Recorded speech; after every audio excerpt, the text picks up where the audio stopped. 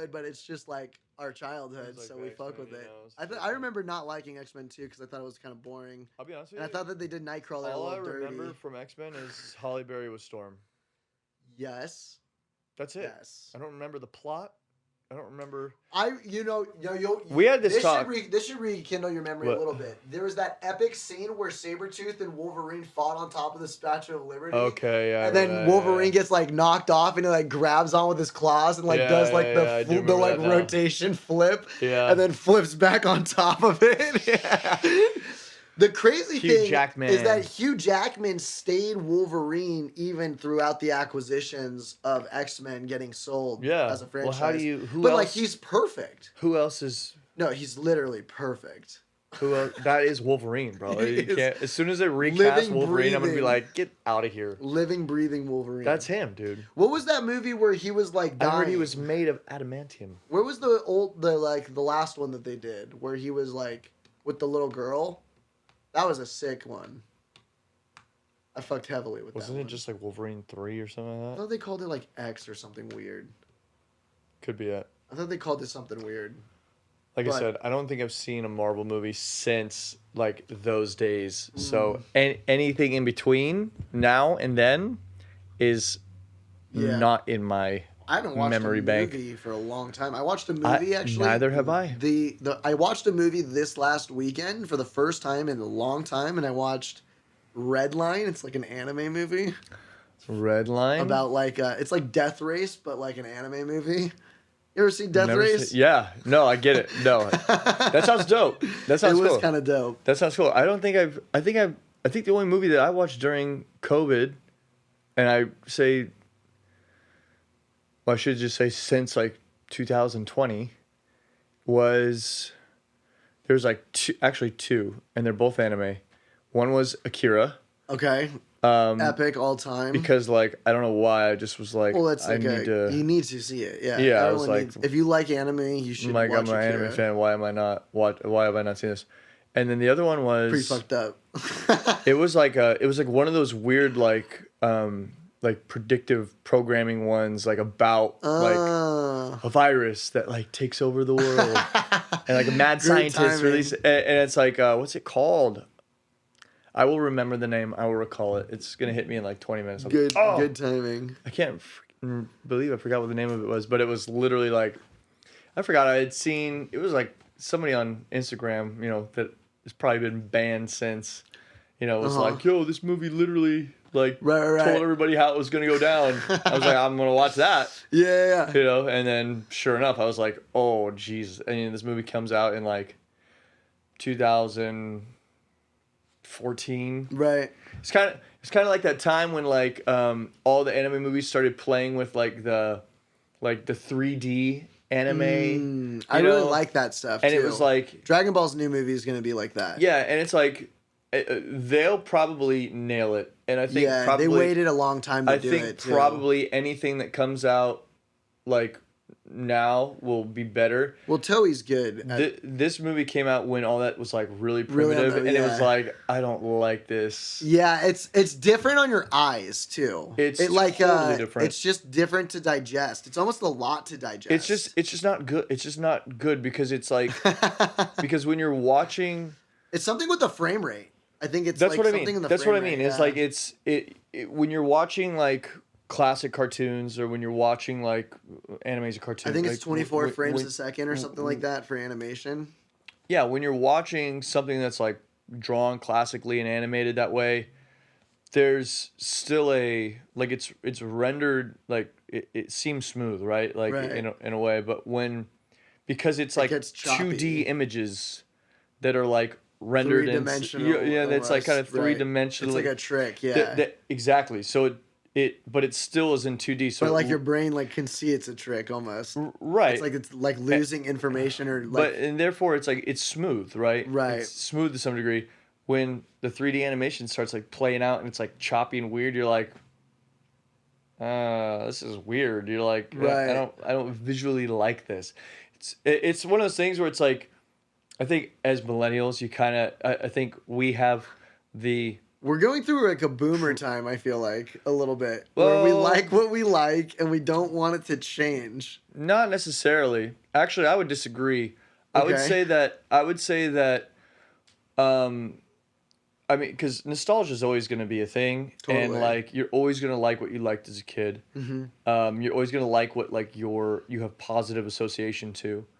But I think that we generally, as a generation, have the ability to go like, oh, I see where this is going to go, right? Maybe not. Maybe that's just a subjective thing. But I feel like most people are like, here's this new anime technique in 2014. I bet by like 2025, like this shit's gonna look dope. Like it's gonna be really cool. And now you see like Unreal 5 and all these new rendering things. It's like imagine now like anime rendered in something like that, right? Yeah. So it's like, okay, now this is gonna be almost like. Yeah, I really like the new like art style that it's going down, and like what like Demon Slayer does a lot of that stuff. I think I haven't actually watched Demon Slayer, but from what I've seen, Demon Slayer does a lot of that stuff. Is Demon Slayer new? It's new. It's like it's not very many episodes. A lot of people seem to really like it.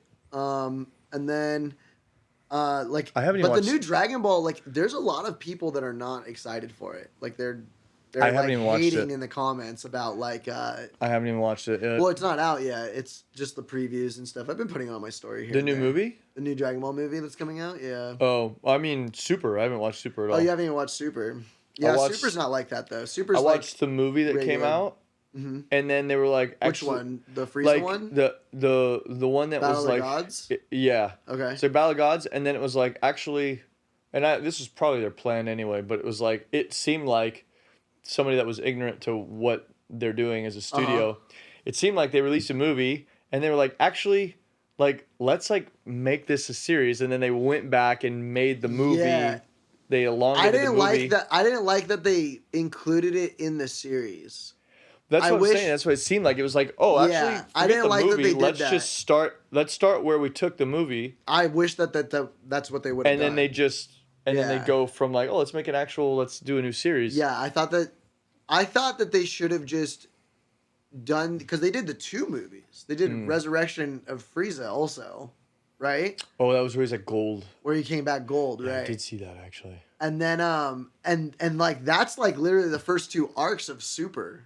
It's like a waste of time. I was like, this is literally a waste of like 56 episodes. Yeah. I actually just didn't watch most of that. Like I just consider it filler. Like, I just consider it filler basically. Yeah. I can see that. I've seen like, I know it's a little different at times, but like it's not as well animated as the rest of the anime either. Like the rest of Super, they like kind of rushed that shit too. So if I want to jump into Super, just jump in from the Goku Black arc. Or no, there's another arc actually where they do like Goku and Vegeta like go to another planet, but that's kind of a filler arc too. But it's good because Goku uses Kaioken there, so it's good for that. Yeah. Is it tie in?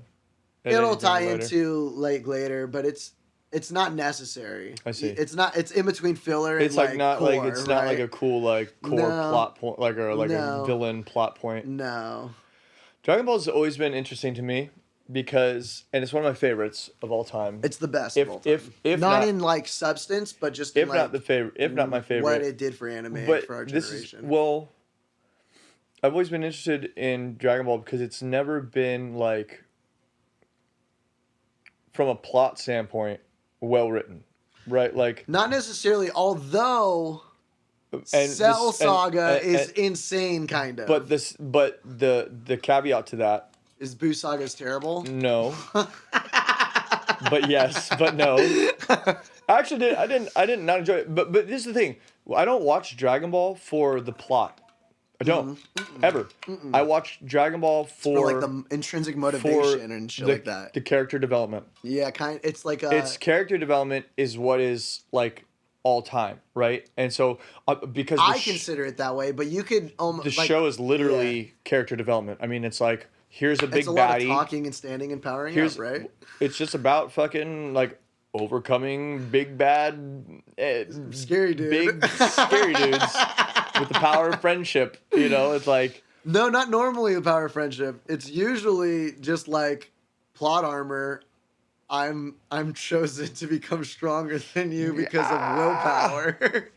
Well, there's always a motivation. I guess there is some. There is some elements of friendship. Always a motivation. Like, yeah, because like Krillin dies, and then that's Super. Krillin, that's Super Saiyan. Yeah. Android 16 dies. That's Super Saiyan 2. Gohan. Okay, but okay, Super Saiyan 3 is a little random. Yo, okay, so my joke is Super Saiyan 3 is trash. Super Saiyan 3 was literally created just to lose all the time. It doesn't win a single fight. Yeah, that's Even true. in Super, it doesn't win. It's the worst. It's the worst one. That's true. As soon as it's literally created to show how shitty it is. Because like Goku powers up in front of Buu is like, yeah, I can't really do this for like more than 30 minutes, and then like Gotenks does it just to lose to Buu and get eaten. Yeah, true. And then Goku does it against Beerus just to get bitch slapped, and then like. It's not good for anything. Yeah, it's pretty weak. It's pretty weak. Pretty weak demonstration. This is one of the reasons why Buu Saga sucks so much. That is true. Like the thing that's like the core of it is like the level up. It just looks cool. And it definitely looks the coolest. Without the eyebrows. The flow. Yeah, no eyebrows because all the hair like goes to their head. That was a little weird to me. I think I fucked with it. I thought it made them look kind of like a Kai, like you know. It definitely is like it's kind of like definitely moves them out of the human area thing, yeah, you know, turns them into more something other than. But you're right. Actually, that's super correct because it just felt so. Yeah, but Cell Saga was actually super good because it deals with multiverse theory. So it's not like Toriyama came up with anything on his own, but like break that down. It's fucked up because future Trunks comes back to give Goku the heart medication, but then he created like a ripple effect in time by going back in time. Ultimately, there's essentially 3 cells, right? There's the cell that they blow up in Dr. Gero's lab when they follow Dr. Gero and Android 19 to the lab. There's the cell that hatched that remembers got the exoskeleton that they find and is the one that becomes perfect cell and is fucking them up. That cell technically killed future Trunks in a timeline and took his pod and came to their timeline. So he's not the cell from their timeline because the cell from their timeline they destroyed and was still growing. So that's who they're dealing with. And then future Trunks has to close the loop when he goes back in time after Cell Saga and kill Imperfect Cell before he can kill him and take the pod and start the timeline all over again. Yeah, that is pretty gnarly. So that's kind of fucking nuts. That is a pretty wicked. Yeah, so that's why Cell knows that he needs to eat the androids and stuff like that. And the reason why he comes to our timeline in the first place is because the androids don't fully exist in weren't they were killed by Trunks. They were killed by Trunks. Right. Isn't that the movie? Yes. That's the movie. The future Trunks movie where he's with Gohan and shit like that. One-armed Gohan. Right. And that ends with Trunks going in the time machine and going to our timeline to warn us about Goku's heart disease. How does Gohan lose his arm in that movie? I actually don't think I've seen it. Android 17 and 18 fuck him up. Oh.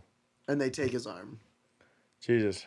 And then they end up killing him too.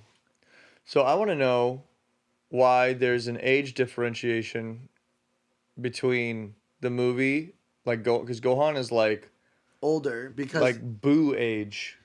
Yeah, because that's Trunks grown up. But in that timeline. So that's adult Gohan. In that timeline, there is no Cell in that timeline.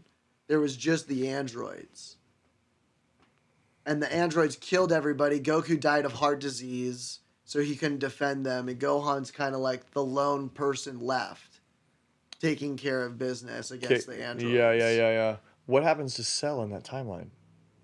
he is still dormant and hasn't gotten to imperfect cell age yet. I see. He's like in the pod. So then we actually have some plot. Yeah, so by the time Trunks is Gohan's age is when Cell is imperfect cell age kinda. Okay. Or something like that. Okay, I might be wrong. I might be wrong, dude. There is some plot, but I would say only Cell Saga is kind of like that. That's the Namek Saga is pretty bad guy over there. Frieza's like bad guy killed her grandpas. Yeah. Like, okay. But there is also some plot development in there too, where Vegeta has his bad guy to good guy arc. Yeah. And stuff like that. There's a little bit of character development going on in there. I always because you go from Vegeta fucking talking about killing Gohan and Krillin there once he gets the balls and everything to not to actually being to not doing that. Right. Yeah, that's true. I feel like the character development aspect always just overpowered whatever the plot line was because of how it goes down, Well, we were so young when we watched it the first time. Yeah, that's true. I was 6 to 9, I think, the first run through on television. Plot just kind of goes over your head at that age anyway. Yeah, we're just really there for the power-ups and the hype. When I watched Hunter x Hunter for the first time... That's a good one. That is in my top 3 of all time. Mm-hmm. Because it's literally Dragon Ball Z. Some of those arcs are long, though. I probably could have done without the last arc. Oh, that's the best one. The Chimera Ants? Yeah. With the king. One. It was pretty good. It was good. That's literally the best one. What are you talking about? Yeah. I think it's the best one. I think it was probably the one that was the longest one. Yeah, but I think that's the one that actually makes sense why it was long. All the other ones were just long because they wanted to have some filler, I felt like. I feel like the Tower one, that could have been 15 episodes. It's 50. Is it really? Oh, the tournament? Yeah, one? The Tower shit? That could have been 15 to 20 episodes. It's 50. How many episodes is it? 200, it's 200 what? Something episodes? So, why do you like anime more than Marvel? Is there a particular reason why you hate Marvel? Or not hate I don't, I wouldn't say that I hate it. Okay, I hate Marvel. I hate Disney. Well, that's different. But I feel you. It's the same now. I don't hate it. It's never been. I don't know. I think I grew up with anime. Of propaganda now. Well, everything is. Even there's anime movies that are propaganda. There's, it's starting to happen everywhere. It's everywhere. All of Hollywood is filled with that. It's rough. That's literally why I don't consume media much. Good luck finding a movie. Circling back, that's why I haven't watched a movie in almost 2 years. I'm 100%. Good luck finding anything that doesn't have the imprint of some propaganda. Well, what is it? Who said? Well, it doesn't really apply, but it kind of applies. It's the thing. It's that question is Denzel Washington's question. Right? What's the question? It's if you watch the news, you're misinformed. If you don't watch the news, you're uninformed. Right. What do you do? What do you do? And it's the misinformation campaign is so big. So our whole society is filled with distractions. Yeah. And not just that, I texted you the other day, I'm such a fucking conspiracy theorist now that I believe that the conspiracies are conspiracies. Well, I think you're totally that far off. But this is the problem, right? This is what the intelligence agencies and the theys out there, this is what they do. They overload you, right? Mm-hmm. So that's what propaganda is supposed to be, right? It's not supposed to tell you what to think. It's supposed to put so much information out in the ether that you can't siphon through it and make decisions. That's the real goal of it, right? Is not even because it's part of it, right? Because there's 2 steps to it. One is we need to, and we from a someone that's trying to control the minds of people. We need to make people want to identify with things that they aren't, like, it's not even them. Like, we need to make people lose themselves, identify with something. Then we can manipulate those parties through different organizations. Right.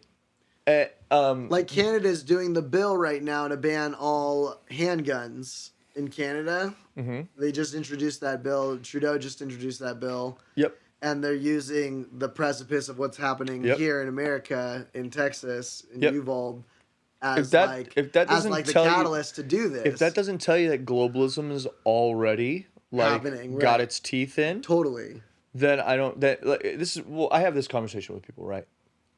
I have this conversation. Well, let me back up one step. No matter if I'm at the bar or the sauna or just around, I always get in this conversation because I care very deeply that people are like not wasting their life, because this is the whole thing throughout. To tangent, I'm coming back. Keep me there.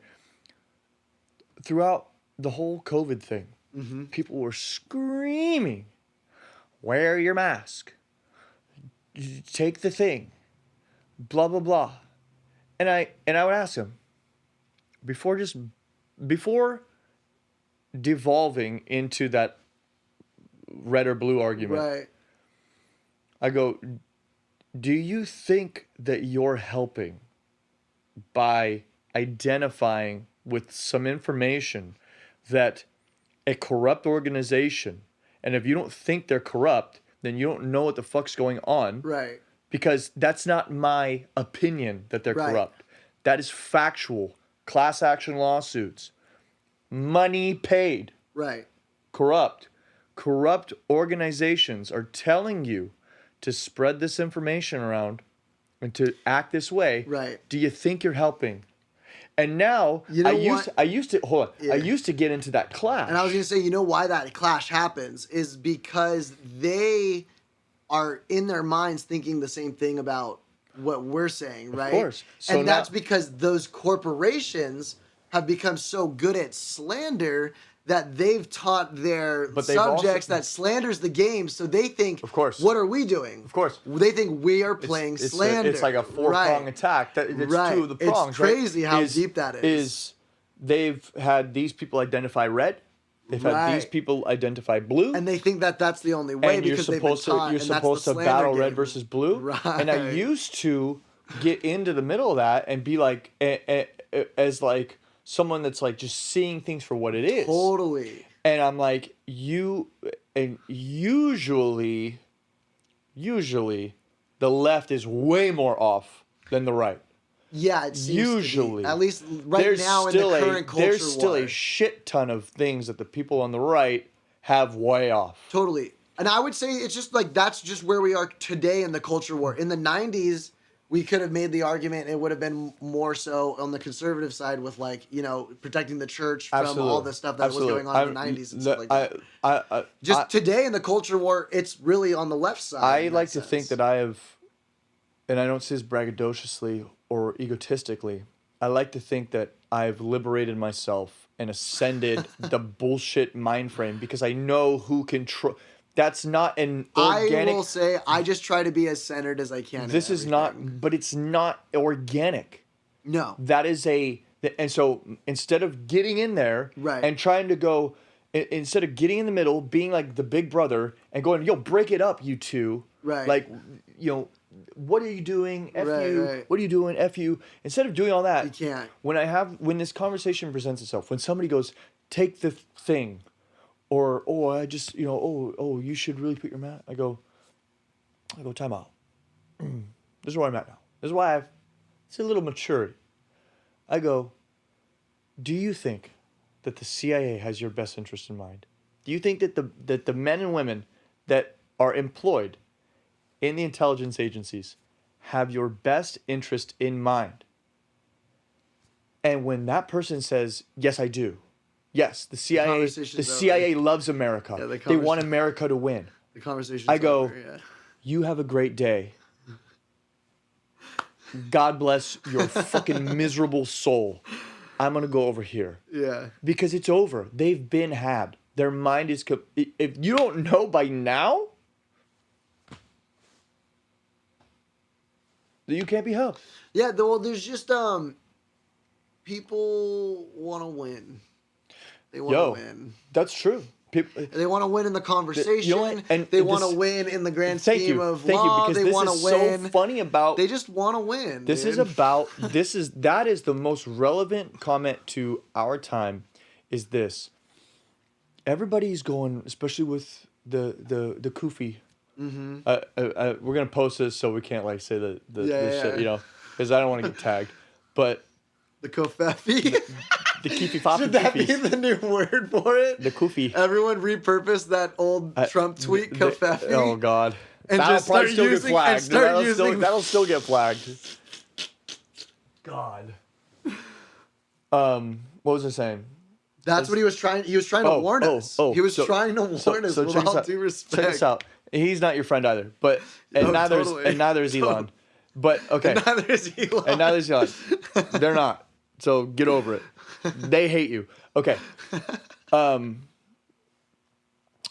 point. Everyone these days is like, well, you know what? I trust in science, and I'm now a scientist because paid for doctors told me to be about science, and I'm like, okay, if you're about science, define the scientific method to me. All-knowing, powerful nobody, and they go, and they just try to be right. Oh, and yeah. I go, you understand that the definition of science... hypotheses that have not been disproven. The way science works is, Josh, you know something? When I grab this guitar, I could be wrong. Every time that I hit this string, a note is played. Mm-hmm. That's just what I'm seeing. It's what you're observing. Please tell me, you check it out, and tell me I'm wrong. No, totally. It's science. And then when you go, well, let me see.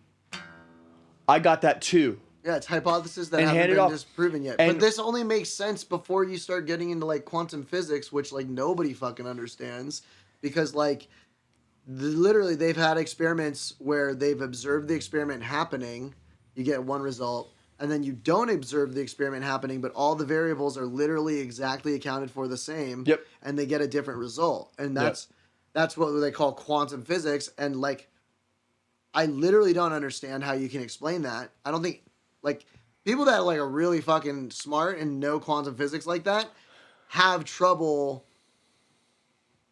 like giving us the full rationalization of what's happening. So it's interesting. My take, and again, I could be wrong. My take is that tells you that the power of your intention actually has real manifestation capabilities within the cosmos. Like, intention is the most powerful. That is intention, which is relative to your attention, is the most powerful capability of the human brain, right? And so that's what that says to me. I agree. Is that what you pay attention to? It's the nice little meme on all the spiritual pages where energy. Where attention goes, energy flows. No, right. It's literally that. It's that woo woo shit. It's that when it really when is. your third eye open, when you're observing, when your attention is put onto something, that is what manifests, and it can slow that vibration because it's all scattered waves moving very fast. Right. Attention slows those things down, and makes it so that others can perceive it, and this is what the co-creation element is within that. Yeah, within I the think field that's the only way you of, can explain what that kind of is. It's what it like, is. Unfortunately, that's not scientific, right? Because it's just not. But like this is where our primitive ancestors, as they would call them, you know, they knew this shit.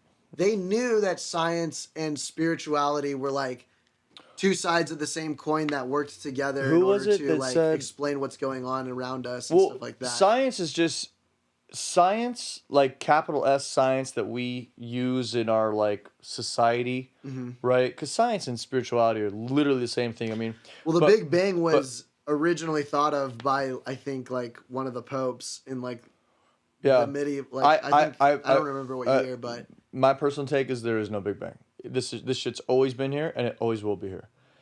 So because we've been lied to about more things than that, but scratching that, actually the Big Bang just completely banged what I was talking about out of my mind. What was I saying? I don't know. Transcript. Replay. I forgot. Anyway. I want to hear about why you think the Big Bang, or I want to hear about why you think we've always, or everything's always... Thank you. Big science. Okay, so this ties in. Okay. So good. Now, actually, you know what? This explanation might actually make me reframe that because he's gonna disprove his own theory. Literally, I'm about to watch this. Science, kids. I told you, I'm not trying to be right. No, I know. I'm not trying to be right. Neither of us are trying to be right. We're trying to understand. Intelligent people are trying to understand. Right. So, what I observe with science today is that the universe itself is fractal, right? Like you have patterns that are at every stage of scope, right? Molecules make up cells, cells make up organs, organs make up bodies, bodies make up species, species make go to planets, to solar systems, to galaxies. I mean, it's all the same pattern, right? I mean, a solar system looks like an atom, right? So, all science is doing is just categorizing different keys of the fractal, different scopes of the fractal, and we're going, oh, this is how this works. But it's all connected on a level that is inexplainable by words, because the truth isn't what's in the science book. The words in the science book are not true. I would say it is explainable by words. But like it's a word that people are just very uncomfortable with. It's explainable by words, but it's not the word that's the truth. It's what is going on. Well, what do you mean by that? It's not the word that's the sun. The sun isn't the word sun. The sun is that big ball of fire in the sky that gives life to everything. Okay. You know what I mean? Like, like the bird isn't the word bird. The bird is that little mini dinosaur flying in the sky. Okay. Like what it is the reality, not what we call it. And so science is just trying to label everything, and it's really just a lot of really smart, you know.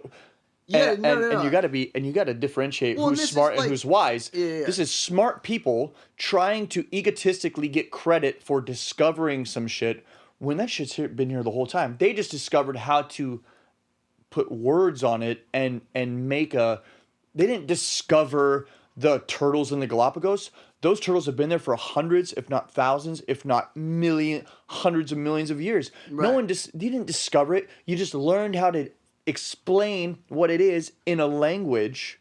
Right. So that doesn't make it real now. Like turtles didn't become real when some like European, when Darwin went down to the Galapagos 100%. And like said, oh, now they're here. And this is probably when they came. Like, he didn't know. He's just some dude that's trying to get credit. 100%. Science is just a bunch of smart people trying to get credit, right? And I'd argue that religion is almost similar to that too. More so. Now here's some poet said this so beautifully. They said that you drink the bottle of science. You drink from the bottle of science, and at the bottom of the bottle you find spirituality. Because science doesn't explain everything. Spirituality isn't like, oh, let's woo on, let's just like fucking chant together and shit. Spirituality is life. It's like a recognition that like it's not all it's explained. Life. capital L life. Well, that's why spirit is the same word as breath in Hebrew. Exactly. So you're going from, oh, let me explain this all away because I'm a human and I can definitely understand all of this and explain it. And then you get down, let me break it down. Let's go to molecules. Let's go to atoms. Let's go to quarks. Let's go to waves. Oh, shit. I can't explain this anymore. But I observe this shit happening every day. The same thing that all of the people that the people that said things that got them killed. They were so wise that anybody they come for this is why I think philosophically, like, atheism is just kind of an unsustainable idea. Like, for sure. I don't think agnosticism isn't. I think it's a little bit of a cop-out. Agnosticism isn't even a philosophy. Right, it's a little bit of a cop-out because it's just basically saying, I don't really know what's going on at all. Which is cool. It's at least a self-realization. It's like a self-realization, maybe. It's probably the most honest of all of it. Yeah, it's a self-realization. Because, like, I think everybody on their spiritual path experiences agnosticism at one point. I don't think that you can actually, this is like, this is like a Bruce Lee thing. It's like, I don't think you can actually really know anything without first admitting that you don't know shit. Yeah. Like, and that's I why think it's like a good step. That's why it's like a healthy thing, right? Totally. But it doesn't make it like a stance. Yeah. It's the lack of a stance. Yeah. I don't think you should stay there forever. Well, I don't think that you eventually find any like meaning if you just there's no spiritual fruit in there is what I mean. There's nothing nothing that gives, because everyone's trying to find like what things mean. That's the reason why they get into religion. That's why these conversations come up. What does it mean, Yeah. And that's like literally what we're doing is it's the curse of the prefrontal cortex. It's like literally the curse of being able to analyze that we're conscious. Because a spider is very smart. I mean, I just looked. I was in my backyard, and there's a web being spun, connecting from a tree and a planter, 20 feet away up a pole to like my the support beam of my balcony. Mm-hmm. And it's like, how did this little thing, who's not even the size of my fingernail, know to stick a web over there, run over there, pull it up? How? That's very smart. Yeah. But does the spider know that it's doing it, right? Right. Like, so that's the differentiation between awareness and being insects smart. are like robots, basically. Yeah, dude, if insects were like our size, we'd be done. Well, they're like bio-robots. They just are like doing tasks in order to like make this all sustainable. For sure. Right? Oh, yeah, dude. The bees, like, it's so crazy. If the bees stop, we're done. We're fucked. Like, we're done. Yeah. Nothing will happen. Like, it's wild. Talking about bees real quick, because this is just kind of cool. Like, and we're both wearing black and yellow. Black and yellow, black and yellow, black and yellow, black and yellow. Oh my God, we should get Wiz on the show. That'd be dope. That'd be an interesting one. But speaking into like the beyond the science into like the deeper stuff, what's interesting is like bees have always for me been like very scary. And like, because I hate bees. Not even because I've been stung. I've been stung a lot. When I was a kid, I saw my mom get stung. She was walking on grass in the backyard, and stepped on a bee. It stung her in between her like little toe web. Like, terrible place to get stung, by the way. And she freaked out. Like, and my mom's kind of a baby, but she was like, "Oh my God!" Just her reaction scared me shitless of bees. So literally until like, 25. I'm talking recently. Yeah. Relative to my whole life, I was I would see one little bee just doing his thing on a couple flowers over there, and I'd be like, oh shit. Physical response, like physical fear reaction. Yeah, that's natural to some degree, dude. I've been stung like 3 or 4 times when I was a kid, and I fucking hate bees. But it's so weird. Well, yeah, no, but it's what's crazy is like realizing I got stung by a dead bee because my dumbass fucking touched the stinger while it was laying on the ground. Because there were all these kids gathered around it, and I was like, "What's going on?" And they were like, "It's a dead bee," and I was like, "Oh, is the stinger still on it?" And I literally touched it like a fucking retard. It is. It was. It was. It was, yeah. Yep. Yeah, it was. And then it wasn't. And then it was on you. No, not anymore. No, not you. Now it's in my finger. It was in your fingy. No, the craziest thing, without like, going like too much into it, like bees always represented fear, and then realizing this is like a spiritual moment for me. Uh-huh. Like realizing that they're literally the backbone of like biological nature. This was like your shaman. This is the shaman moment. Not afraid of fire moment in your life. This is the Steezus moment. Yeah, this is you controlling the fire in your life. I was like, dude, literally my main fear, which is bees. I was like, my main fear is like the reason I'm alive. It was like, shaman what? Fear fire moment, dude. I said, I got some shit to figure out, dude. I was like, I got some shit to figure out, dude, because like that hit me heavy. Were you on mushrooms? I might have been. I don't remember. That sounds like you were on mushrooms. I don't think so. I love those like speaking of mushrooms, I just bought these like chocolate bars that I'm like super excited to like start taking. I got a bunch, dude. I'm getting ready for a little. I want to do a little. I'm thinking about doing a Zion trip here soon too. Yeah, Joshua Tree or Big Bear. I don't know. Or Big Sur. That's a little closer. Ooh. Big Sur is pretty close, and that's got like some water and some trees and stuff, Yeah, I hear really good things about that place. I have too. I've never been, but What's the other one? Not Sedona. Sedona is, but Sedona... Zion is like the big one that I feel like you see all the pictures of from like people around here. Oh, Mount Shasta. I always hear. I used to go to Mount Shasta all the time. Really? Yeah, on the lake. I hear. We used to do a houseboat trip when I was in high school and go to Lake Shasta. Yeah. That shit was fun as fuck. Yeah. I can imagine I can imagine it's a good way to drown if you wanted to do like a bunch of mushrooms with your buddies and get a houseboat, but it would also maybe be like a really fun time. I just know from a lot of people that are in the psychedelic space that is like a magical place to partake. I wonder what swimming on mushrooms would feel like. Because that's something I've never done. I would have no idea. And I would wonder if I'd be afraid to do it. It's interesting, right? Like you wouldn't be afraid to ride a bike on mushrooms, would you? Depends on how many mushrooms that I took. That's a good point. Yeah, like 9 grams. I'm not riding no bikes. Yeah, anything over an eighth. Anything over 4, I'm probably like, I think we're just gonna. Yeah, about an eighth, right? 3.5. 3.5 is an eighth, yeah. Mm-hmm. Yeah, like I'd still go. I'd maybe go. I wouldn't go swimming in the ocean. Fuck that. Not the ocean, no way. But I'd swim in a pool. Dude, no way. If you, I'm just telling you right now.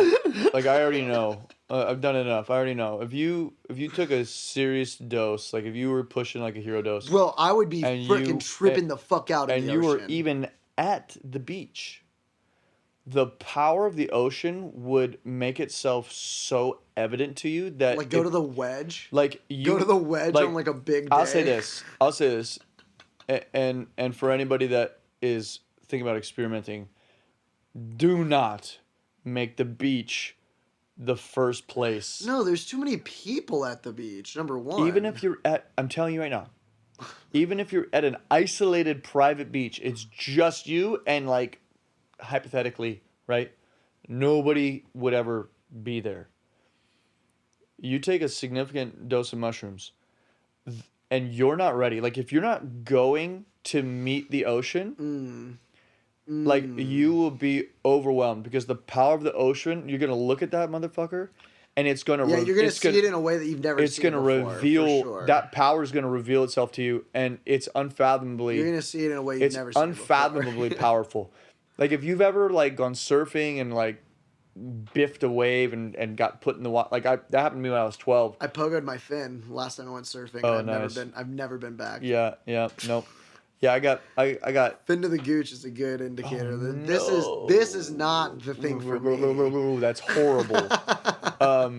Yeah, I got put in the washing machine off like a 6-footer in Huntington when I was like 12, and I was just like, okay. I've been through that a lot. I've been caught in a riptide as a kid. That's a 6-foot wave. Yeah. That's nothing. Like it's really not like. No. The guys in Hawaii. No, do that I'm with you. With their eyes but closed, like 6-foot waves scare the shit out of me. Well, it's standing on top of a 6-foot wave, and like standing on the shore and seeing a 6-foot wave are like so very different. So different. Very different. But that's what I mean. Is like just that's a glimpse. That is a glimpse of what that motherfucker's capable of. Oh yeah, that's a small dose. When you are in tune. Because this is why they say that set and setting is so important within this experience, right? It's because you tune yourself to all the life around you. Yeah. I mean, you become like you're the fungal 100%. circuitry in your brain that for longer than breathing animals have been around, fungus have been making networks. Yeah, have you seen those like videos with the microphones where they like plug the microphones in them and there's like a resonance? Noise? Yep. So crazy. Oh, they're alive. Dude. They're smart. That's the thing. They're so crazy. Humans especially are so like we think we're so intelligent, and the ignorance is that intelligence must speak. Yeah, I think that's true. Like culturally, we do think that. And I shouldn't even say speak because fungus speak to one another. Intelligence must vocalize and it must make rational sense. Absolutely not. That couldn't be further from the truth, because these fungus have been doing it for longer than breathing organisms have existed, and they're still here. And you know what? This is what I think. We're literally an extension of that. I think that's why mushrooms make such an impact on how we connect. Because, I mean, if you look at the fact, now most of your brain is water, right? Mm-hmm. It's encased in water. There's water in it, the blood and all that. But if you look of the fibrous material, about 60% of the fibrous material of the brain itself is fungal matter. Like your brain is a fucking mushroom, right? And that's why you have such a profound effect when the psilocybin hits it, because it just turns everything. It just starts connecting pathways that only another fungal body can do. So, yeah, don't do mushrooms at the beach. Unless like for me,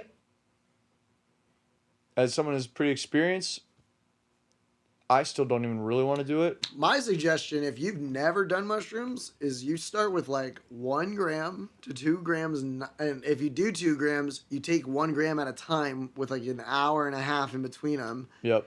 And you do it in your apartment with somebody you fucking super duper trust. Yep, like the closest. And here's the big one. You scrub and clean your place way, like deep clean your entire place beforehand. Because that's good advice. I don't know about you guys, but like dirt makes me anxious. Like dirty things make me anxious.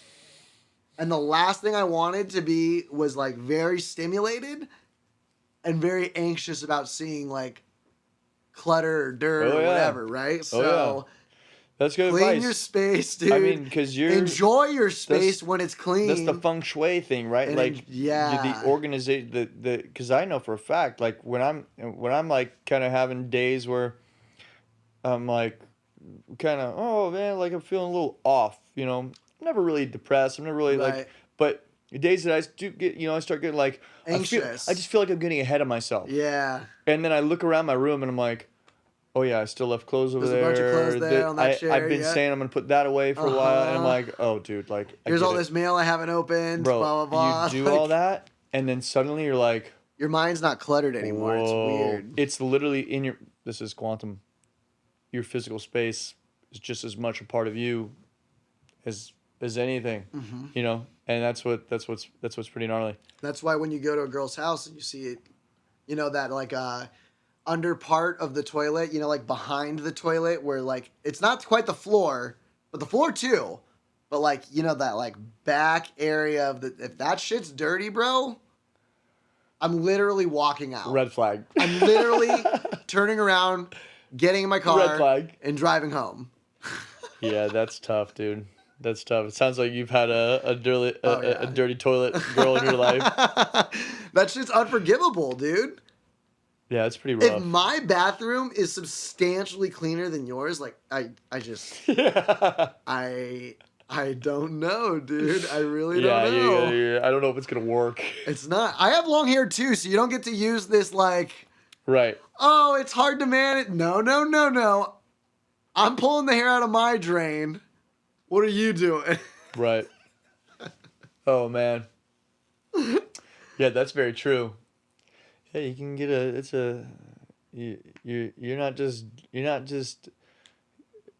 a body. You're not just dating a body. You're just like you're dating you're dating a consciousness. Yeah, because really we're not like I saw a meme that said we're bone mech suits with meat armor piloted by a brain. Like you're not your body. You're the brain inside the bone mech suit that's covered in meat armor. I'd say that the most base of the physical existence is your nervous system, right? Your nerves are piloting all this stuff. The skeleton is the structure. It's the mech suit. It's the mech suit. You're literally wrapped in meat armor, dude. Totally. And then it's like, then you go one step further. You're like, your brain is still even encasing. Your brain is still outside. People go, well, it's inside of me. No, it's inside of you, bro. Right. Your brain's outside of you. Your brain, you can, if you really wanted to. I know what you mean. You could cut your head open, the spot that didn't turn off your eyeballs. Pull out your brain and see your brain. It's outside. Like who is seeing the brain? Like I'm the thing in here. It's so weird. Like when you're like, that's one of the reasons why being on mushrooms, like looking in the mirror is so. Are we on mushrooms? Not yet. Is so intense because like. I remember the first time, like that's when I first had this like kind of realization. I was like staring at myself and I was just like, yeah, this is me. Because it's what I've seen for my entire life. But this isn't really me. This is just the thing I'm inside of. Yeah. I want to share my most intense moment. And then I want you to share yours too. Because, so for the first time. This was like your hero dose? Yeah. But I've done them multiple times, and had some very profound experiences. Yeah. With friends, Alan and I, like all the, our whole band went out, we were doing our thing in the desert. My hero dose was probably like my fifth time. But when I did the most, I did like the Terrence McKenna thing. Where Terrence, I don't know if you know who Terrence McKenna is. Oh, dude, I'll send you Terrence. He's like, I will send Terrence, and then next time we meet, we'll maybe talk about Terrence a little bit. But so Terrence would suggest, he says the best way to do it is by yourself in your room. He's like, you'll never know yourself until you're alone in your bedroom on 5 grams of mushrooms. He's like, do it and then tell me, like, you know, what, like, do it and then, you know, and then reconsider what's going on in your life, you know. So okay, I felt ready for that. I felt that's something you got to feel ready for. If you don't like feel like, dang, yeah, I want to do that. Yeah, it's probably not. Don't do it. It's probably not. You're probably not ready for it. Probably not good idea. So I was like, I was ready for it. I was like, cool. Like, I want to know. Like, you know, I've always been a curious person. I've always been a why, you know. Why has always been the most important question to me, even though socially it's not. It's not the best question all the time, but it is the most important. And I've always just seeked that out deep down. When I allow myself to be myself, I'm always I'm seeking it. So I go, okay, I'm ready for this. Let's do it. So I do a little over an eighth. I didn't do quite 5 grams. I mean, I'm eating these big motherfuckers. I mean, they look like, you know, my fingers, you know. And I'm eating I'm like on my 4th one. I'm like, dang, like I'm measuring them out. I'm like, are you sure? Like, I was talking to myself, like, are you sure? Like, hey, here we go. It's like, you know, it's the Kobe thing. Like, I said I was gonna do this. We're doing it, you know. So clunk. And I'm expecting to I'm just chilling with Luna, you know, and I'm expecting the craziest shit ever, you know. I'm sitting there and I'm like feeling like I should take more, you know, because I'm like, Probably not a good idea. I don't really feel a lot, you know.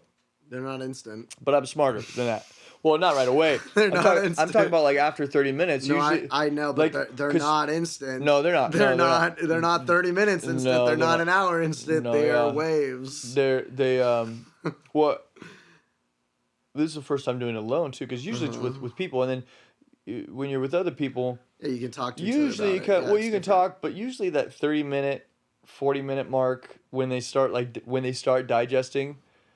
You kind of get like giddy and you kind of like you're like having fun with your friends. It's different. You both know or like whoever's there like kind of knows they're like getting going, so you're like laughing. It becomes very euphoric, you know, and you're like you're laughing because you're laughing, you know, and then it starts and then you're like, all right, I need to go like sit down or I need to go, you know, do my thing or whatever.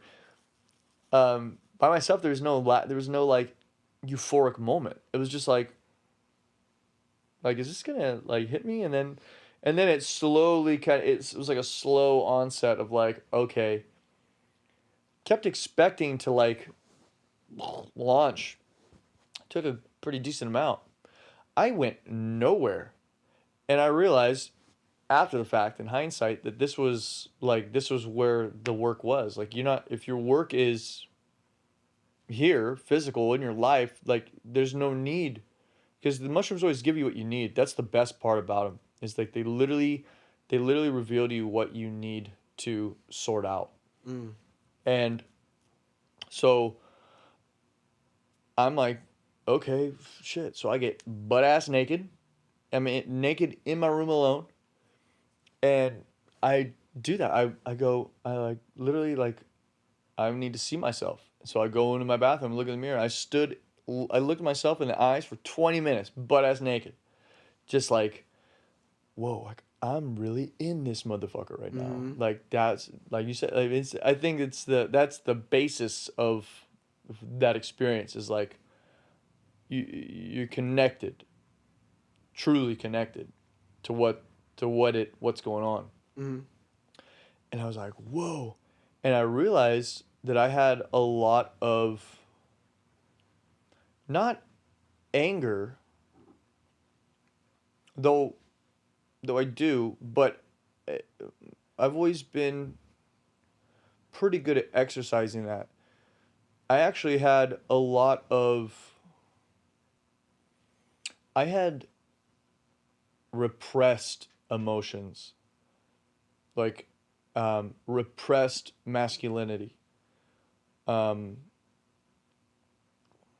Because I think, you know, what I started realizing is like I'm cut from this warrior cloth and I have no rite of passage of like using, and I wasn't, I had begun jujitsu, and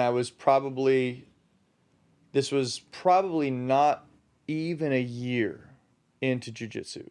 So this is now being introduced to like my warrior mentality, right? Like, and like, whoa, I have this absolute like savage inside of my DNA. And I just, in that moment, I saw like, damn, what were my ancestors like? Like literally who I am descendant from. Like, how did they approach the lions? How did they approach the real, we have no problems in our modern society. We talked about this last time. People make shit up. With all the politics and all this shit, people are making shit up because you must suffer. It's part of life. You must suffer. And if you don't have any real problems, you'll make them up so that you feel like you have something to contest with. We have no real problems in modern society. They're all fabricated. Anyway, I was like, damn, I have this was very real. This was like a very real thing. I was like, dude, I don't know what it's like to kill. I mean, yeah, you smush an ant and stuff like that, but I mean, like, really, well,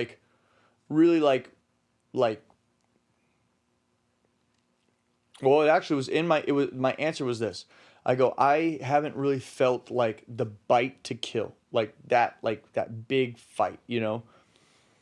Something in that energy is repressed inside me. So what I did was I'm in my room alone, take my pillow, and just to feel it. Like, because I still was like, it was amazing to me how I was actually more in control on 4 grams of mushrooms in my room alone than ever. And I took my pillow, and I just want to experience the mindset of like a bite to kill. This thing was like, it was so crucial to me. And I literally bite into my pillow, like biting my pillow, literally trying for the first time ever to just bite through my pillow. And that unlocked like all these like new like this unlocked this new like all these side quests or like it just like was this it was like this mentality of like whoa, okay, how do I, obviously I'm not gonna go bite people and kill people, like that's not the point. Gotcha. The point was to, whoa, how do I embody like a more like how do I embody what I'm repressing, right? Like, and generally, like, I would just classify that as like masculinity, right? Like penetrative energy, right? Because that's what that is. You're biting, you're penetrating something, you're breaking it, and you eat it, whatever, right? But it's kind of like this really intense moment where I was like, it was healing. It was catharsis. It was catharsis. It was like this getting this like, I wouldn't say toxic. It was just getting this stuff out that I just felt was like taboo, right? Like you're supposed to be kind and meek, and you're supposed to just like turn the other cheek, and really a lot of the stuff that I learned, like, we're just very different in that sense. Like, I never struggled with anything like that. Like, I was the kid I broke a kid's arm on the playground. Like, when I was like 6 years old. Yeah. Like, no, it was wild to me. I was a very angry kid growing up, and I let that anger come out. No, I hear you, and it's probably interesting how, because I do want to hear like either like a similar moment or maybe even the contrary. Yeah, that was your craziest trip. Well, that's as deep down the rabbit hole as you gone. Well, I mean, my first trip, like the first time, was definitely like the gnarliest, like mystical experience that I had. Kind of was because A, it's the first time. B, my buddy Cooper put on Interstellar as we're like launching off, so it was like time, and it's just like I was like, oh, like I was. But it wasn't like self, and it wasn't like that a was mirror that necessarily. My first time was weird. getting really familiar with like the nature of Totally. reality. Yeah. And then that time was just the most intense because it was like, it was the most I'd ever felt. That kind of reminds me of like my most recent macro dose, like during COVID when I was like going through my breakup and stuff like that, and I was just doing like mental work. And I took about the same, about 4 grams, but I've done like 9 grams, and that shit was fucking wild. Okay, yeah, that's probably that's a launch and then a launch. Yeah, like I didn't even know like what I was getting myself into. Me and my buddy bought a candy bar that was like literally from like these fucking hippie people, and it just said love. Like the main ingredient was love. You're gonna love this. And there was 18 squares in the candy bar, and she said that each square was about 1 gram, and so we just broke it in half, and each ate half. And when I bit into this dark chocolate candy bar, it literally tasted like dirt. You're like, no, that tastes like I've had like mushroom candy bars that are like 5 grams, and they taste like nice chocolate. Yeah, it just tastes like chocolate with a little. This shit tasted like fucking dirt. And me and my friend looked at each other immediately and just started cracking up. We're fucked. And we just kept eating. We just kept eating it, right? And eventually, like, basically, by the time it kicked in, my buddy just ended up locking himself in my bathroom for, like, 8 hours and, like, taking a bunch of showers and, like, would come out for, like, 30 minutes at a time, but then, like, go back in. And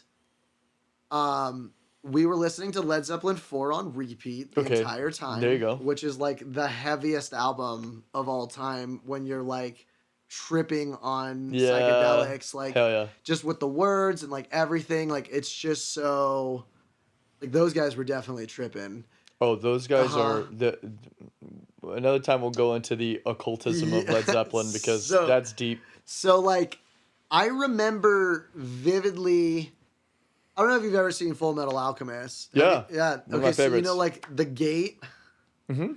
I went through the gate. Yeah. That's why I mean, it's a launch, and then it's another launch. I was, like, getting grabbed, and I could feel, like, my head was getting, like, crushed. Like, almost like a vice grip. And then at one point at the end of the gate, I was being nailed on the cross, and I was feeling like the weight of the sins of humanity for like a minuscule moment. And I remember like screaming like, it's too much. It's way too much. Please get it off. It's way too much. Whoa. And like, all of a sudden I wasn't there anymore. And I was like just in a black box. And I didn't know how big, like I thought it was like a room this size, but then it started, like my eyes were starting to adjust and I could see like red, and like in the Battle of Helm's Deep, like the riders of Rohan coming down the mountain. Right. Just like shadowy figures like riding fast, like down for me. And then they surrounded me. And they were like demons, dude. They were fucking demons, and they were like saying crazy shit, and they were just doing what demons do, you know. And I was like, holy shit, I'm in hell. And then I was like, I'm fucked. Like they're gonna grab me, and I'm fucked. And then like I'm never going back. And then like these eagle wings like came like fucking bolting down and like pierced through the ground and like scooped me up. This is nuts, dude. And I was like, what the hell? And like I looked up and it was like a seraphim angel with like the 4 faces of the different beasts. Oh. And it was rocking me like a baby in its wings. Oh, you are high. And I was like, what the fuck is basically happening? And it was like, oh man. And then God like started talking to me and like telling me like, you know, my child, I love you. Like you don't understand. And like everything is for your own benefit, and like all of this shit, and like just like started breaking down like, you know, my dad leaving, my ex-girlfriends, blah blah blah, just like everything, and like why it's all instrumental for my development and who I'm becoming, and like why that's important, and like all this stuff. But not like really too much, like very vague, but like very descriptive in like how it affected and is changing and molding my character, right? Very vague as to what the future is, though. And I remember at this point just sobbing and like feeling so warm and loved. Wow. And just remember just saying like over and over again, like, I just have to remember. I just need to remember. And like after that, I remember I was like laying on the couch, like curled in a ball. Right. And like I sit up and like I wipe my eyes because I was like loud sobbing too. I can only imagine what the doors are open because I would like go in and out smoking cigarettes. Like crazy and stuff. for yeah. Yeah, I can only imagine what my neighbors were thinking, dude. But like I like sit up, I like dry my eyes, and I look at my dog, and there's a pink string from my belly button to my dog, and my dog's like glowing pink. Whoa. And like I would have gotten naked, but my roommate was like home too and shit. So I got to my underwear and I was like, and then Misty Mountain Hop started. It was all ding, ding, ding, ding, ding, ding, ding, ding, ding. And I just started fucking dancing in my living room with my dog like jumping around me and shit, dude. And like, I like thought there was like a fucking like I could like see like a great spiritual like bonfire like burning in my living room basically, and I was like intense, I was like dancing around the fire basically like with my like do. with like my wolf dog, you know, like. And then like I would check in on my homie every now and then, knock on the door like, "You okay, dude?" And like he'd come out and like he was like a yellow aura, and then my roommate, which was like super depressed at the time, was like a dark navy blue. And then, like, days later, we talked about this trip, and my buddy said that he saw aura colors, too, and I asked him what color I and David was before I told him what I saw. Yeah. And he said that I was pink, and David was, like, a dark black or something. Whoa. And I was like, dude. That's intense. That's not the first time I've heard of auras, and that's not the first time... Yeah, we looked them up. And so pink is supposedly, like an abundance of love. Okay. Well, that's good. And then like yellow is like a spiritual like wrestling and turmoil, which like my buddy was just showering all day. Yeah, right. Trying to clean himself and like, you know, like there's that Led Zeppelin line where he's like, "Look in the mirror, tell us what you see," and he's all, "Baby, baby, do you like it?" And my buddy was like, "I don't like it. I don't like it."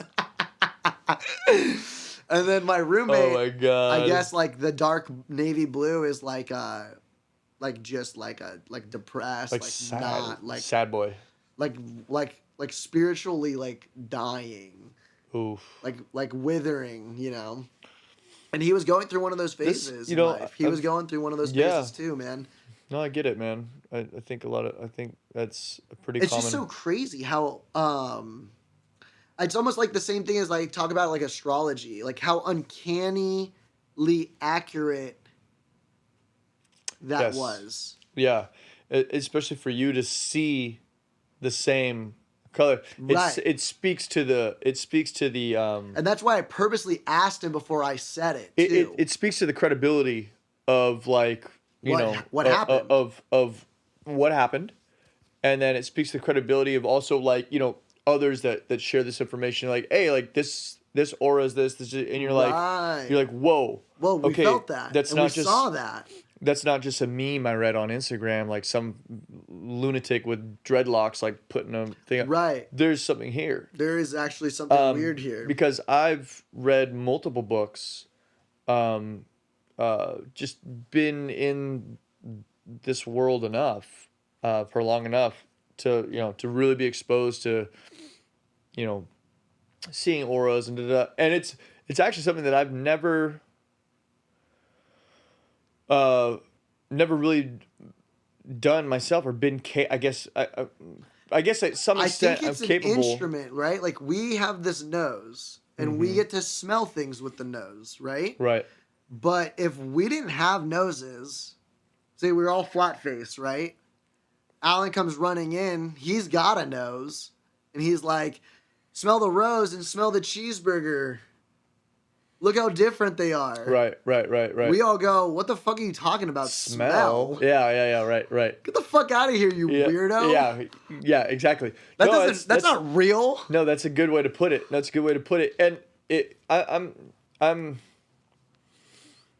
I'm quick to, be skeptical about things, but then I'm also Me too. But I'm also just as quick to go maybe they got a point, because you can't just this goes all the way full circle to the like, oh, I think every conspiracy is just a conspiracy. It's like some things are like there, you can't just discredit everything. You can't believe everything, right? But you can't just say like, oh, nothing's happening, right?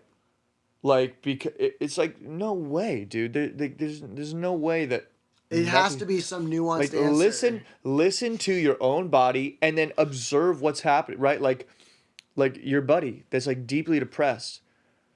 What child comes out of the womb depressed? Nobody. Zero depressed children. Maybe with a drug addicted parent and. Okay. But that's fine. Like not their own, and that's a not crack their own baby doing. That the fucking government gave the crack to anyway. It's engineered. Depression is engineered. No, I'm with you. So it's like so. Anyway, just in the spirit of devil's advocacy. Right. No, I hear you. No, that's an important level of skepticism too, because without that you don't ever really like learn how to. No, it's just funny because you're always gonna get those comments like that, right? And then you're like, obviously that's not what we were fucking talking about. It's like, stupid. But everyone wants to win. Everyone just wants some fucking credit, man. Dunk on everyone, it's like, dude. Fuck your credit, dude. Like for Dunk Master Darius coming in, wild, man. It's wild. But yeah. Anyway, so like, it's kind of been something I'm a little jealous of, like the aura thing, because I've never. For me, I'm very just. If it didn't happen to me, I would say it's bullshit. For sure. Oh, that's a lot of people. It's like, dude, no, literally, bullshit. Like, this how that's how I feel. Like, because I'm definitely more like, I guess like analytical with behavior, and I think that really just stems from like my fascination of like psychology, techniques of like, not even techniques, but like the physical behavior or the like how people with different like conditions or mindsets or even thoughts about a thing manifest in their behavior. Briefly, I was just talking my buddy who's married, I won't say who, but he was married, having a little bit of a hard time with his relationship. And as he's going into it, he's like playing with his ring. And he asked me, because somehow it kind of came back up. He's like, what did you think? He's like, because he even noticed, he was like, his nervousness. He's a smart guy. And he's like, what did you think like when I started like playing my ring? And I go, I mean, that tells me that you're contemplating the relationship, like, it's a weird subconscious tick, yeah. It's like, I mean, like you're talking about the relationship, you're having trouble with it. It's like, you're wondering if it's gonna last, if you even deserve to be in it, like blah blah blah blah blah. Yeah. And it's like, I mean, I'm not sure why, but there's something, and that's what that symbolizes. And this thing on your finger symbolizes that whole complex, right?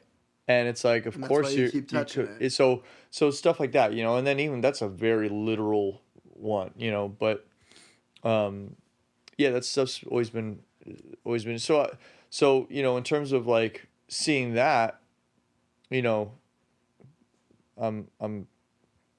pretty decent at that, but to actually tap into like, okay, this is a sixth sense, this is another nose, this is another eye. It's technically an eye, right? Because you're seeing, I guess you're seeing something. But yeah, that's super wild, man. That's fascinating to me, that you can. have a color. Bro, everything was so intense and it was so long. We took the bars at like 1:30, 2 o'clock. And mind you, this was like a thing that I used to do like on my birthday every year, which is July 6th. So we would just make it like July 4th, and we would just turn it into like a 4th of July thing. My old apartment had like a balcony that would like kind of face Newport Coast, Fashion Island. Beautiful. So fireworks show every time, you know what I mean? Like, that's pretty sick. And literally, like, we'd even be like still like going through peaking waves while like fireworks are going on. Like, this shit lasted so well, it lasts for a while, man. I mean, you really have like a good like, you know, couple hours, 3 hours of like, but the effect of that was like from like 2 to 6, I would say, was just like so intense. Yeah. And then around 7:30, you know, you're starting to like kind of go through the waves and stuff like that. It's so funny how it affects it's funny how the effect is consistent and like the timing, like of like a you know, a good healthy dose. Mm-hmm. It's like an hour of like whatever. Strong, yeah. The first hour is like kind of euphoric and like, oh yeah. And then it's just like 4 hours of like, hey, this is what you've been worrying about. Like an 808 drop. Well, this is what I tell everybody that starts, because I like to, a lot of people seem to like come to me with questions about this stuff, the bar or whatever, but it's the long hair. It probably is. It's either that's why I get the questions. The combination of the hair and the beard, I think, does the trick. But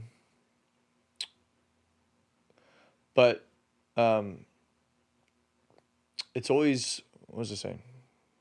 Distracted by the one thing I was gonna say is just like the realness of it is what I find like interesting, right? Because like I had like an ex-girlfriend that I was like still kind of close with as friends and stuff like that. That like, you know, and she knew my roommate pretty closely too. And like she was like telling him like he didn't meet God, like he's having like he's fucking doing like some fucking mind altering substances and blah blah blah blah. And I was like, yeah, you know, like I understand where you're coming from. Like I get what you mean. Yeah.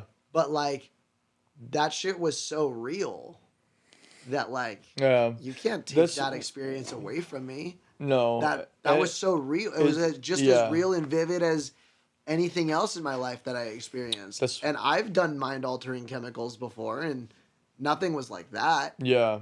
It was just something different. That's like everybody in the I read the oh god, what is the name of it? It's Strauss's book on DMT. The God molecule, the God particle. The God foods or whatever. I forgot the name of it now. And this is kind of like, you know, where I have like that weird. This is where I kind of fracture off from like traditional religion and Christianity in particular, and like finding a church body and a family to like kind of call my church friends or my church family or whatever, right? Is like this. I've had this experience. I've grown up my entire life wondering why God doesn't have these experiences with people anymore.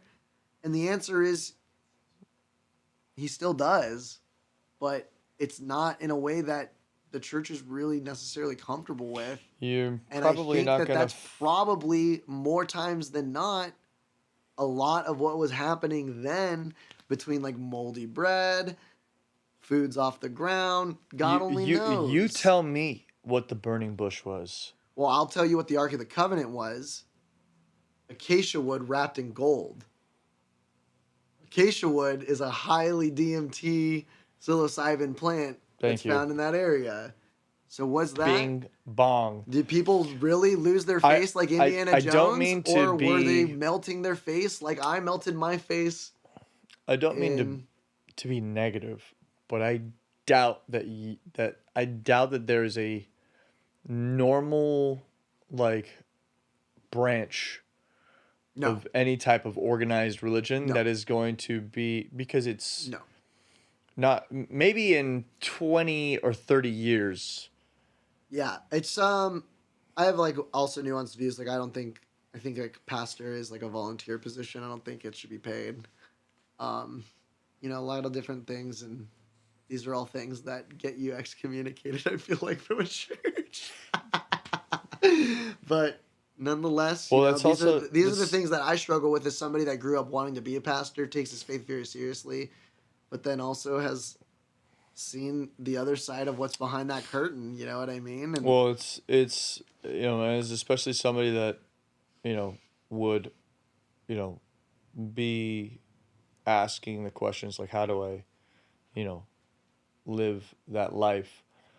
It's like, okay, well, you're talking about living a life of sharing like wisdom from one book. Okay. It's kind of the book, though. No, and I get it. I get it. I get it. Like, all books come from the book. Well, yeah, I mean, it really is the book. I mean, it's not the first book to be written about a lot of the wisdom that's in it, right? And this is the Jordan Peterson thing I know that you're talking about. It's like his claim is that our entire society is like based on the Bible, and therefore that makes it truer than the truth, which I say that's only really I get that. I think it's the only one that has grace in it. Grace? Yeah. I think it's the only one that has grace. Of all those texts that you're referencing, it's the only one that references grace. Well, I'm not even really necessarily referencing. No, but I'm just saying it's an element. It's an element that was. It was an idea that was never before fleshed out by the primitive world until something to consider. That's the thing that I find the most. That's why it's special. I have a hard time believing that grace was not practiced before. Find me a literary example predated beforehand, and we can have a discussion. That's the conflict. Is like, what book do we still have? Justice was the was the thing. Time out. Who was the author of like the stories of Abraham, right? And Genesis and all that. Who wrote that? I believe Moses. Okay. So then the concept of grace, not an Old Testament concept. Didn't exist. Not an Old Testament concept. Not a single human being demonstrated grace before Moses. And this is what I'm saying is I'm not saying that saying something is the ideal and like this is something that we should go into next episode. Yeah. But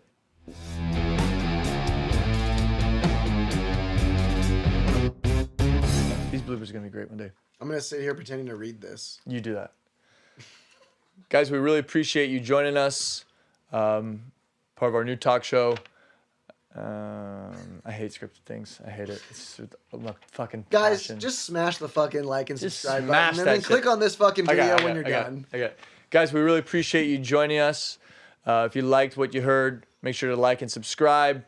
If you want more content like this, click this video right here. Video. Video. I like it. I like video.